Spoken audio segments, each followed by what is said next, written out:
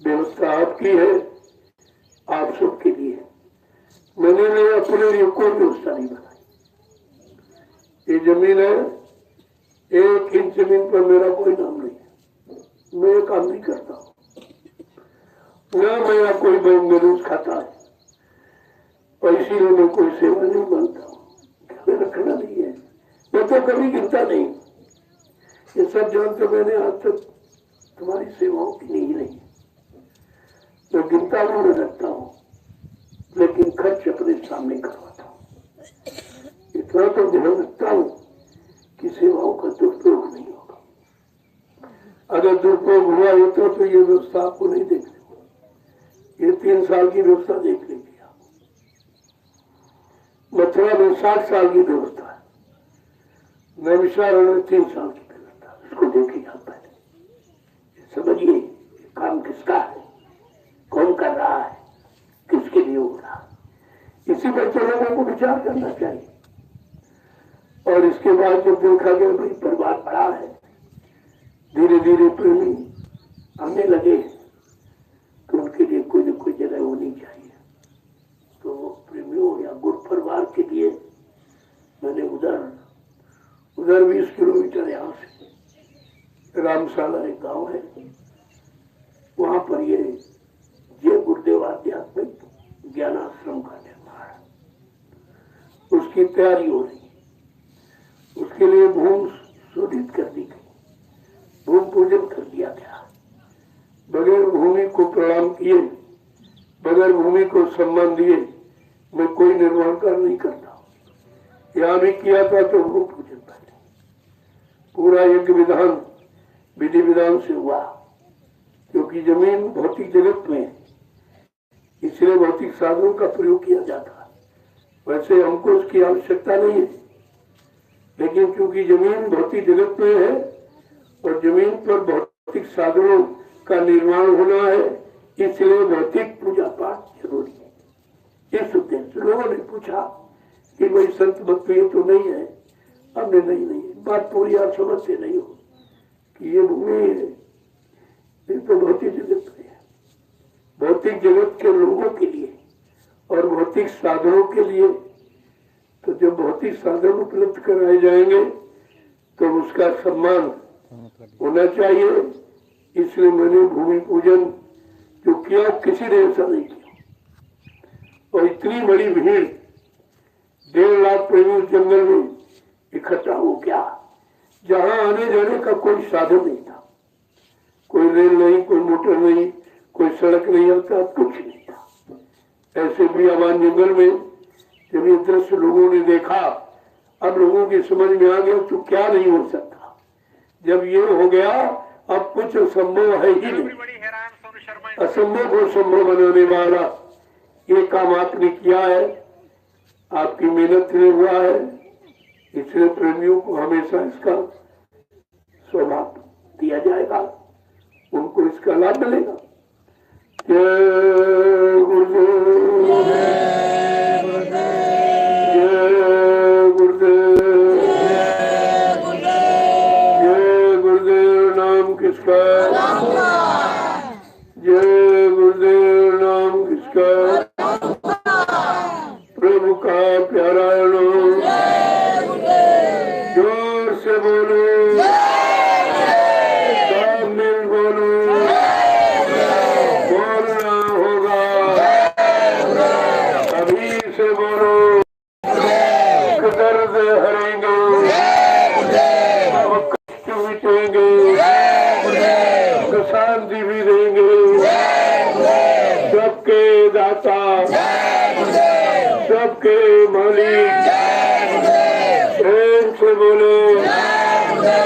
नाम नहीं इंसान का, ये काम नहीं इंसान का। अब नाम क्या इशारा कर रहा है? अब ये काम चाहे भौतिक जगत का हो, चाहे आध्यात्मिक जगत, किसी इंसान के बस का नहीं था। तो 70 साल की आजादी ने सब परिचय आपको दे दिया।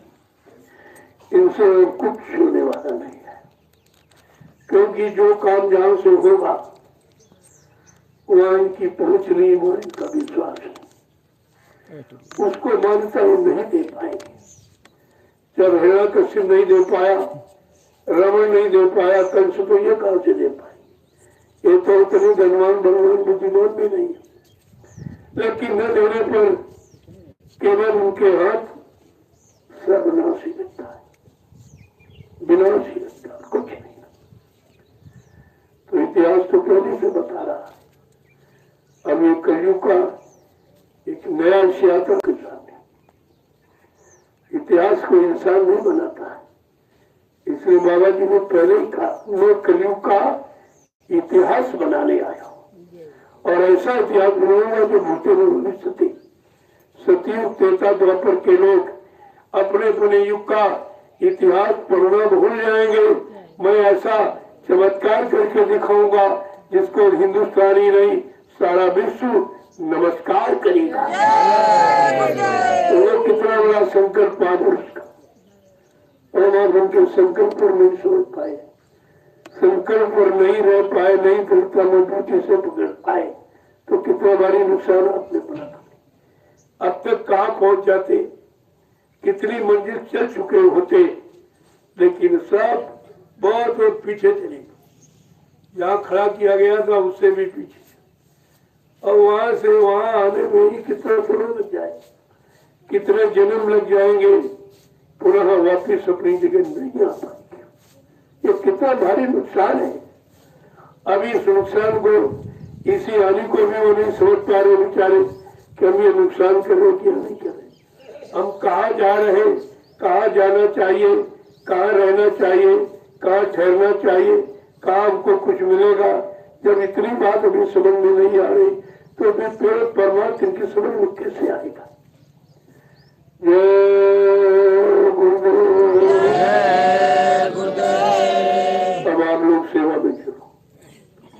देखो राष्ट्रीय कार्यक्रम की भरपूर तैयारी हो रही। मैं अब ज्ञान आश्रम जाऊंगा क्योंकि कार्यक्रम उसी स्तर पर होना है। वहां की पूरी तैयारी की केवल 1.5 महीने रहेगा। 1.5 महीने में सब तैयारी। तो आप सोचिए इतना बड़ा कार्यक्रम है, उसकी तैयारी में कितना समय देना पड़ेगा, कितनी व्यवस्था करनी पड़ेगी। इसलिए मैं ज्ञान आश्रम की तरफ चलने की तैयारी कर रहा हूँ और जाकर के वहां दिन रात उस कार्यक्रम की तैयारी करूंगा। 1 मिनट भी बैठूंगा नहीं, भरपूर तैयारी। उधर बरसात आने वाली है, जमीन की सुरक्षा की भी व्यवस्था करनी है, वो भी काम करना साथ साथ। और ये जीवन रक्षक गुरु पूजा महान पर्व, उसकी तैयारी कि लोगों के जीवन की रक्षा हो, सबको आशीर्वाद महापुरुष। तो कहने का 8 घंटे, जैसे 8 घंटे में आपको शारीरिक पूरी मजदूरी मिलती है, ऐसे अध्यात्म में 7 घंटे में पूरी मजदूरी मिलती है। लेकिन वो 7 घंटे फिर नाम में ही होने चाहिए, काम की तरफ नहीं होने चाहिए, इधर उधर भगने की तरफ नहीं होने चाहिए। तो 3 घंटे सुबह, 3 घंटे शाम। अगर ये समय दो, ये समय मिलने का, फिर आप शिकायत नहीं करोगे कि हमको दिखाई नहीं दे रहा, हमको सुनाई नहीं दे। ये समय 7 घंटे का। अभी तो 7 मिनट भी आप नहीं बैठ पाते और पाने की बात करते हो कि मैं दिखाई नहीं दे रहा, मैं सुनाई दे रहा, तमाम शंकाएं लेके आ जाते। अरे अभी तो तुम कुछ कर ही नहीं रहे, अभी तुमने करना शुरू भी नहीं किया और शंकाओं का अंबार लेके आ गए। ये नहीं हो रहा, वो नहीं हो रहा, वो नहीं हो रहा। मन मरा नंदी बहुत तजा, वो सुमरन करना क्या जाते। सुमरन कौन करेगा? मन मरा भोगों को तजा, तो वो सुमरन करेगा। तो अभी कहा सुमरन करेंगे, तीसरी मंत्र से पढ़े। और यहाँ भी उन्हीं भोगों की मांग करने के लिए यहाँ से ये दे दीजिए, ये दे दीजिए, बना दीजिए, वो बना दीजिए। किसी ने भजन की बात तो अभी तक की नहीं है, न भजन किसी ने मांगा है। सब संसार के सामान को मांगने के लिए आए हो। तो अभी तुम्हारी स्थिति भजन की बनी ही कहाँ है, बनाई जा रही। देखो किसकी बन जाए, किसकी न बन जाए, कौन बन पाएगा, कौन नहीं बन पाएगा, कौन समझ पाएगा, कौन नहीं समझ पाएगा, ये तो स्वभाव के सामने वही रहा। जय गुरुदेव। अब आपके लिए सेवा देख लो, कोई सेवा में हो जाए, तुम्हारी खेती में कोई काम हो तो बताओ, जाओ उधर खुदाई उदाई मिलाई कर दो उसको।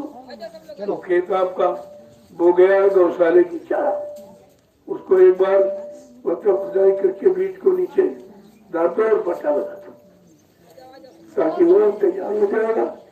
आप गौशाले की सेवा आपकी हो जाएगी। सारी सेवाओं में कोई न कोई हिस्सा आपको लेना चाहिए।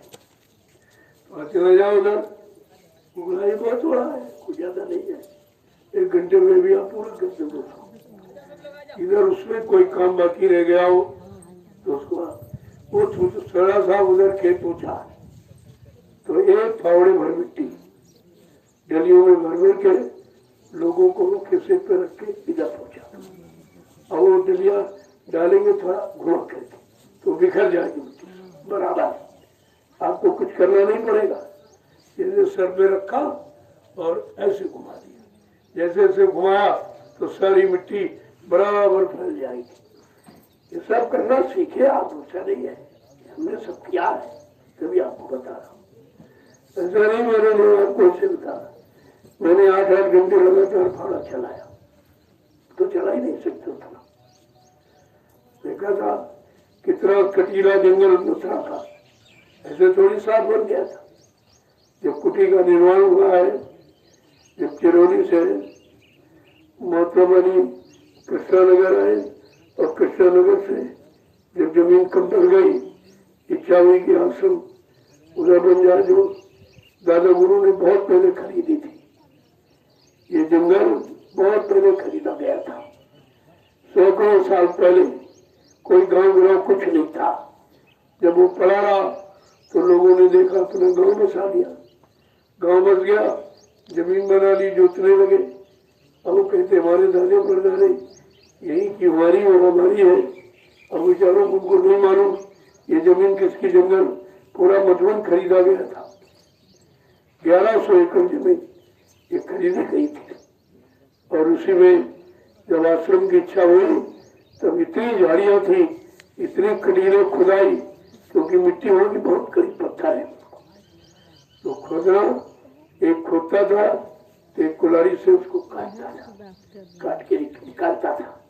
ऐसे ऐसे एक मतलब यानी 1 गज 2 गज जगह पूरे दिन में कर पाती थी। इतनी मेहनत और परिश्रम से जिस आश्रम का निर्माण किया गया हो, आज उस आश्रम की कोई छवि नहीं, कोई मर्यादा नहीं रखी गई, कोई किसी तरह की मतलब यानी महत्व गौरव करना कुछ नहीं, क्योंकि उन लोगों ने कुछ किया नहीं, उनको तो बना बनाया मिल गया। इन बेचारों को बता गया, वो तो 2.5-3 बरस का ड्राइवर, उसे क्या मालूम कि आश्रम कैसे बना, आश्रम की जगह हमारी कितनी है, उसे तो पूरा रकबा भी नहीं मालूम, तो वो सुरक्षा क्या करेगा, क्या व्यवस्था करेगा। ये सब लोगों को सोचना चाहिए, लेकिन अब सबकी बुद्धि खराब हो गई। यही तो खेल हुआ, माया ने सबको भरमा दिया और विनाश के लिए विपरीत बुद्धि, विनाश के कगार पर खड़े हो गए, बुद्धि खराब हो गई उनकी। अब उनकी समझ में अपना आश्रम नहीं आ रहा, अपना गुरु नहीं आ रहा, गुरु की महिमा नहीं आ रही, गुरु का काम, गुरु की परिवर्तन की आवाज कुछ तो समझ में किसी के नहीं आ रही। अगर ये समझ में आ जाती तो किस बात की कमी थी, इतना बड़ा जनमत हिंदुस्तान में किसी के पास है ही नहीं। तो बाबा जी ने 45 करोड़ का जो इकट्ठा किया है, इतना बड़ा जनमत हिंदुस्तान में न किसी राजनीति नेता पार्टी के पास और न किसी धार्मिक मिशन के पास। लेकिन आज उस परिवार की क्या दशा, दशा नहीं दुर्दशा। क्या इसका भागीदार कौन बनेगा, जिसने हजारों क्या लाखों करोड़ों प्रेमियों के आंसू उस पुतले पर गिरवा दिए। इन आंसू की कीमत कौन चुकाएगा। ये छोटा मोटा विषय नहीं है, विषय गंभीर है कि आंसू की कीमत कौन चुकाएगा। जो आंसू गुरु के लिए थे और ये सब स्वार्थी लोभी राशियों ने उस पुतले पर गिरवा दिए, इन आंसुओं की कीमत कौन चुकाएगा। मैं तो प्रश्न करता हूँ, बताइए ये समस्या का समाधान कौन करेगा। सब सोचना पड़ेगा। ऐसा नहीं कुछ ये सब बकवास किया जा रहा, ये आगे होने वाले समय की जानकारी दी जाती। ये सब होगा, ये काम भी होगा और ऐसा भी इस तरह से होगा, उसी के जो भूमिका ये व्यवस्था तैयार की जाए।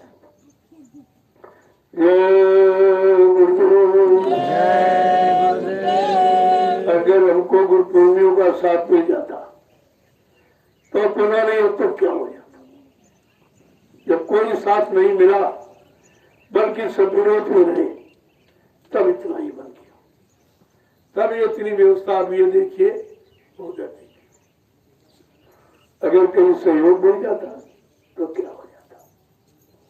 तो बात तो लोगों को सोचनी चाहिए, अच्छे सच्चे काम में सबको सहयोग करना चाहिए। ये तो सबका काम को मेरा अकेले का तो नहीं है, लेकिन नहीं समझ रही, ड्यूटी जिम्मेदारी नहीं समझ रहे, नहीं कर पा किसी ने साथ नहीं। जब मैंने अभियान 28 मई 2012 को शुरू किया तो मेरे साथ कुछ लोग लगे थे, वो भी धीरे धीरे हटते गए। बाद में कहने लगे इनके पास तो कोई आई नहीं। उधर देखिए 2 लोग हैं, सारी संगत उधर, सारा आश्रम, सारा पैसा उधर, सारा प्रशासन उधर, इनके पास क्या। तो हाँ बात तो आप सही कहते, जो उनके पास है वो मेरे पास नहीं, जो मेरे पास है वो किसी के पास नहीं। कर वो क्या है, हमने कहा मेरे पास गुरु है, मेरे पास जन्मत नहीं है, मेरे पास आश्रम में धन नहीं है, प्रशासन नहीं, लेकिन मेरे पास गुरु है। उनका गुरु मर चुका है, उनके पास गुरु नहीं है। इसलिए गुरु का बल सर्वोपरि बल है और गुरु बल से ही सब काम होता है, इंसान के बल से कोई काम नहीं होता। और उसी बल का आपके सामने ये नजारा देख लीजिए कि विरोध होता रहा और हो रहा, लेकिन काम हो रहा। मैं विरोध की तरफ नहीं देखता हूँ, मैं काम की तरफ देखता हूँ। हमारे उनके देखने में ये फर्क है। मैं कोई बदले की भावना भी नहीं रखता हूँ, मैंने कोई निंदा आलोचना बुराई किसी की नहीं। हाँ, हकीकत को तो कहा है, यद्यप सत्य कड़वा होता, लेकिन अगर जो संत वचनों को छिपाएगा वो संत का द्रोही कहलाएगा, जो गुरु वचनों को छिपाएगा वो गुरु का द्रोही कहलाएगा। जिससे धर्म की स्थापना होती है, संत महापुरुषों की भूमिका व्यवस्था को जो छिपाएगा वो धर्म का द्रोही कहलाएगा। आप 3 द्रोह में फंसे हो, कैसे निकलोगे? मैं तो ये पूछ रहा हूँ, 3 द्रोह में आप फंसे हो, कैसे निकलोगे? संत द्रोह, गुरु द्रोह और धर्म द्रोह, ये तीनों द्रोह तुमको घोषित किए हुए हैं। इनसे निकलना बहुत मुश्किल है। ये ग्रहण की तरह तुमको घेरे हुए हैं, इनसे निकलना बहुत मुश्किल। और सब इसी में फंसे पड़े। और इधर जब ये सुनते हैं नैमिषारण्य का तो बड़ा आश्चर्य हो रहा है कि लोग सभी कैसे करें। हमने कहा मैंने कुछ नहीं किया है, कहे कोई लाख, करैया कोई और है। वो तो कराने वाला कोई और, वो करा रहा, देने वाला कोई और, वो दे रहा है। यह सब व्यवस्था किसी के द्वारा हो रही हो। अब यह है, उसको तुम मानते नहीं, उसको विश्वास नहीं करते, आप उसको जानते पहचानते नहीं हो, इसीलिए तुम्हारे में भ्रम, भूल, संदेह, शंका पैदा हो गई। जय गुरुदेव। अब आप लोग चलिए, धूप हो जाएगी, फिर काम नहीं हो पाएगा। चलो सेवा कर लो, जिनको रहना है सेवा करो, जिनको जाना है घर जाए, या जो आश्रम जाना चाहते हैं ज्ञान आश्रम, सबके लिए छूट है। कि कोई नहीं कहे भाई हमारे लिए कोई पाबंदी नहीं, क्योंकि वहाँ भी सेवा है, यहाँ भी सेवा है। यहाँ की सेवाएं आपने पूरी कर ली।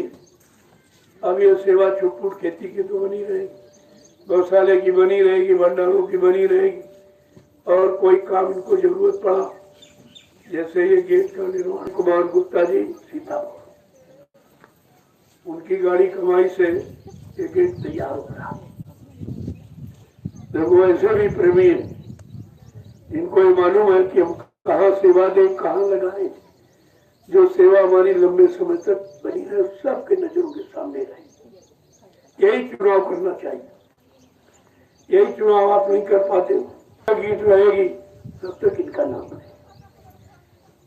कितनी बड़ी सेवा, और ये सेवा कभी नष्ट होने वाली नहीं। इस सेवा को कोई चुरा नहीं सकता, कोई ले नहीं जा सकता। ऐसी सेवा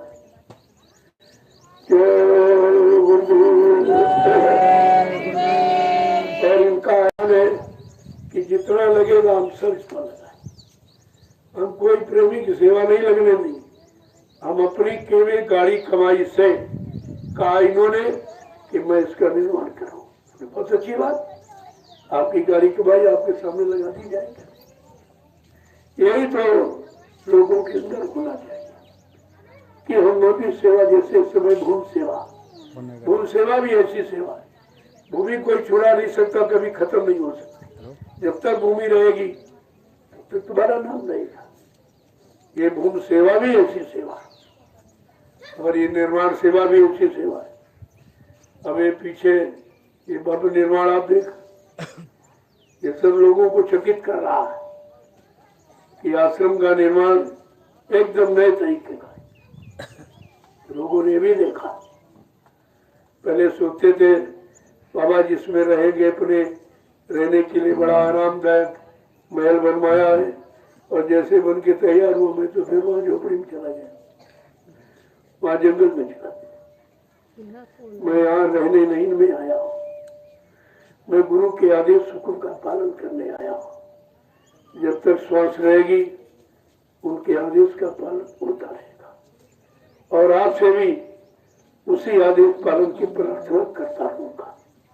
सबको करना चाहिए। इससे अच्छा और कोई समय, इससे अच्छा और कोई सेवा, और इससे अच्छा कोई काम नहीं है। सबको करना चाहिए।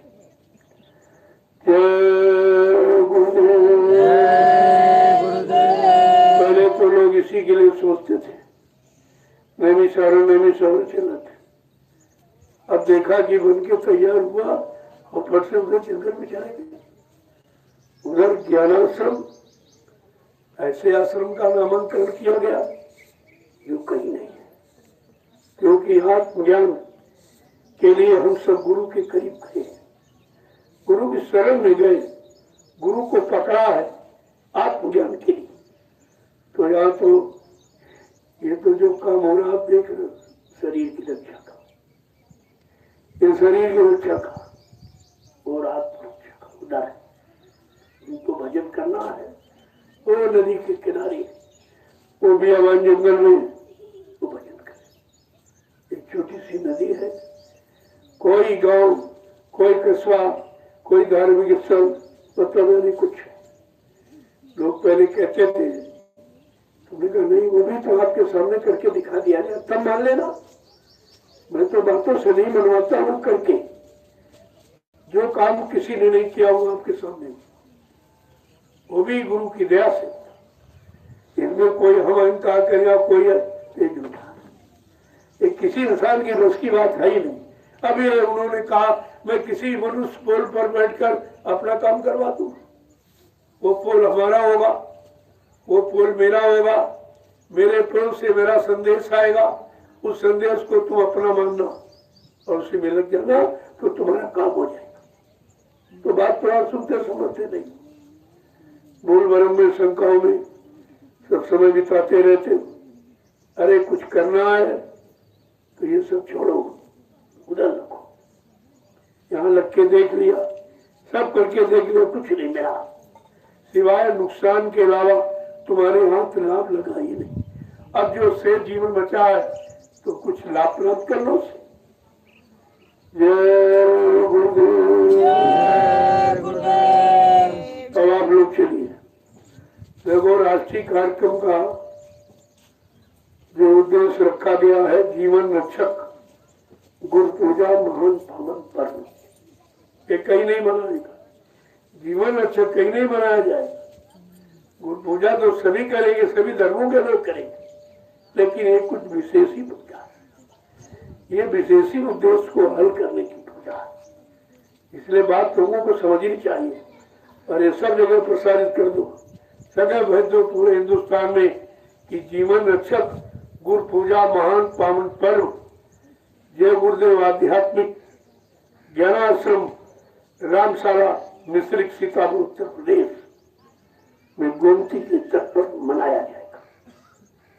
ये लोगों को जानकारी दे दो ताकि लोग भूली विसरी बातों को समझे, भूले विसरे संदेश को समझे और उनके विचार में यह आवे कि आखिरकार इस स्थान का चुनाव क्यों किया गया, क्या इससे मतलब है।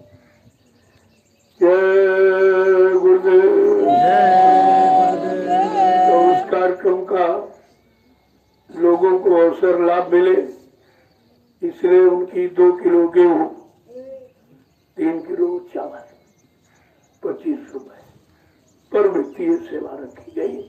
ये सेवा तुम्हारी उन भंडारों में लग जाए, उस कार्यक्रम में लग जाए तो जीवन रक्षक गुरु पूजा का आपको लाभ मिल जाए। इसलिए मैं अपने लिए कोई सेवा नहीं मांगता, मैं क्या चाहिए, मैं क्या करूंगा।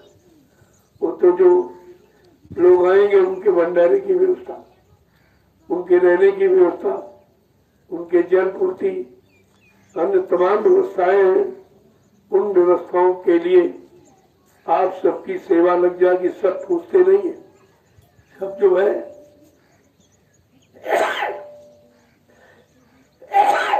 कार्यक्रम में सब शामिल नहीं हो पाते और परिवार के सब लोग एक ही परिवार का व्यक्ति पहुंच पाता तो सबको लाभ मिले तो सबकी सेवा लग जाए। इसलिए 25 रुपए 2 किलो गेहूं 3 किलो चावल, बहुत छोटी सी सेवा, गरीब अमीर सब कर सकती है, सबको इसका लाभ मिले।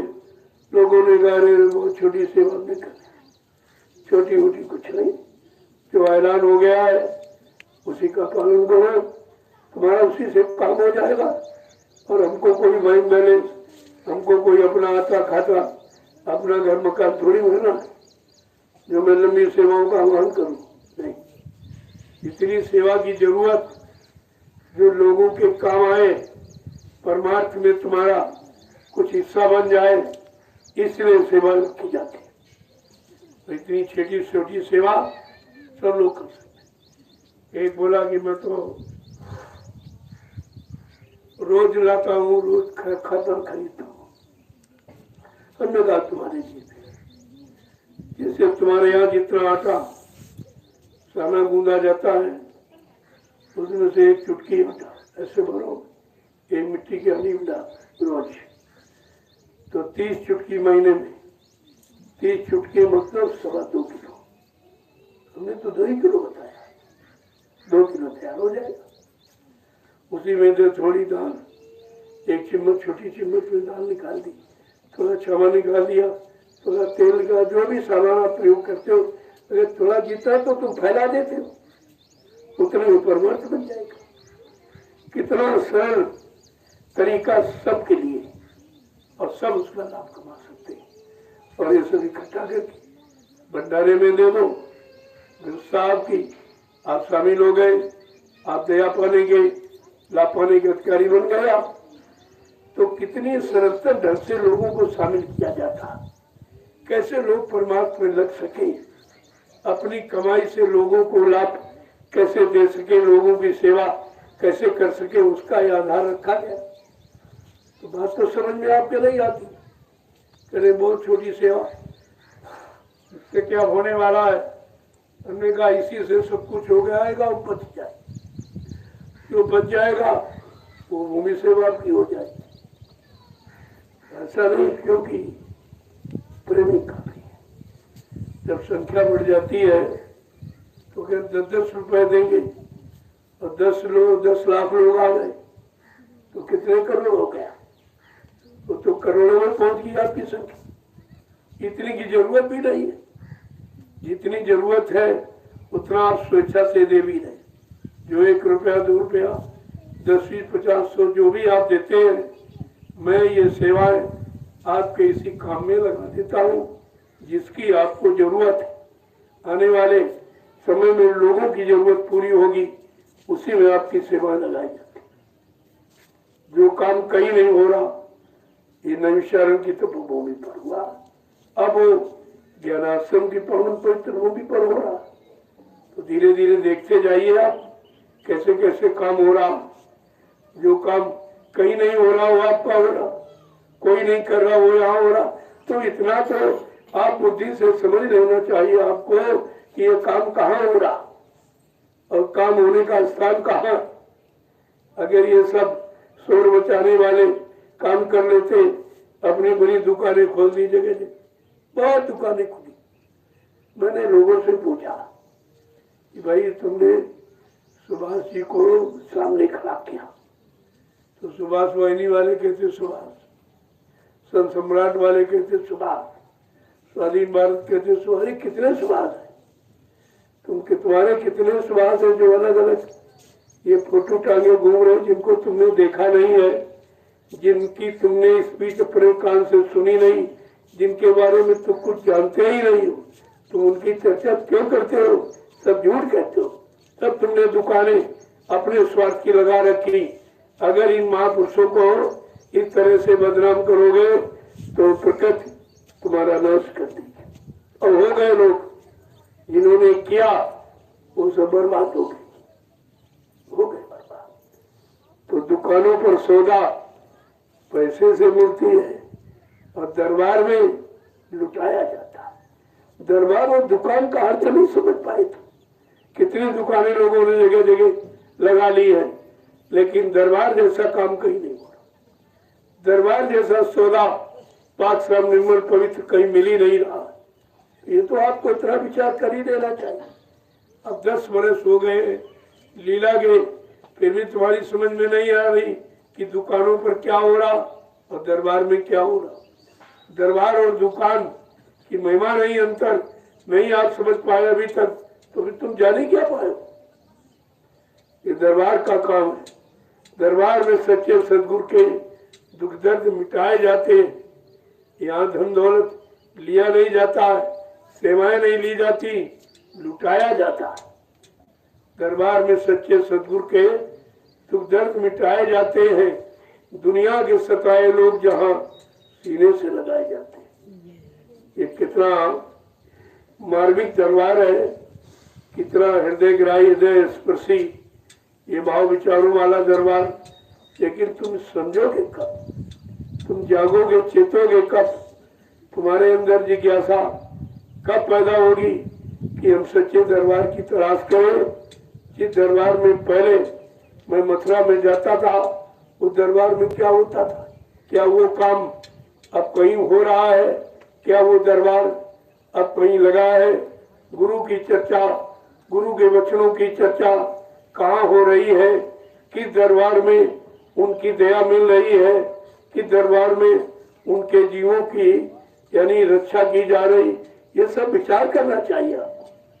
और 10 सालों में तो विचार ही नहीं ले पाए। मैं आप दुकानों पे जा देखा, दरबार में भी देखा, तो उसी से तुलना कर दीजिए, आपको पता चल जाएगा कि दरबार का काम क्या है, दुकान का काम। दुकान पर पैसा देने से सौदा मिलती और दरबार में मुफ्त लुटाया जाता। कितना अंतर है। इस अंतर को अभी तक लोग नहीं समझ पाए।